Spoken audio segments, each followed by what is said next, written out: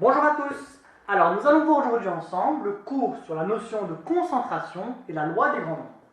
Alors commençons tout d'abord par l'inégalité de Dienamer-Tchebychev. Alors propriété numéro 1, soit une variable aléatoire grand X. Alors pour tout réel strictement positif delta, on a la relation suivante. La probabilité de la valeur absolue de grand X moins l'espérance de grand X soit supérieure ou égale à delta. Alors cette probabilité est inférieure ou égale à la variance de grand X sur delta au carré. Alors, prenons un exemple d'application de cette inégalité.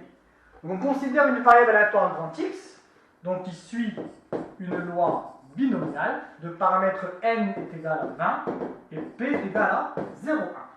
Alors, on peut dire tout d'abord que l'espérance de grand X, alors ça va être égal à n fois p, donc 20 fois 0,1, ça va nous donner 2.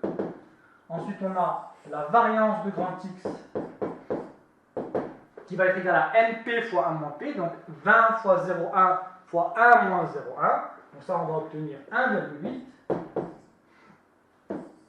Et donc, l'écart type de grand X, ça va être égal à la racine de v de x, c'est-à-dire la racine de 1,8. Alors, on va appliquer l'inégalité de Dienamer-Tchebychev avec delta qui est égal à 2 fois l'écart type et interpréter le résultat. Alors, donc la probabilité que la valeur absolue de grand X moins l'espérance de grand X soit supérieure ou égale à delta, donc delta on va le poser c'est égal à 2 fois l'écart type, donc 2 fois l'écart type de grand X. Alors cette probabilité va être inférieure ou égale à la variance de grand X sur 2 fois l'écart type de grand X au carré. Alors dans ces conditions, on va avoir la probabilité de la valeur absolue de grand X moins 2 qui est supérieure ou égale à 2 fois la racine de 1,8. Alors ça va être inférieur ou égal.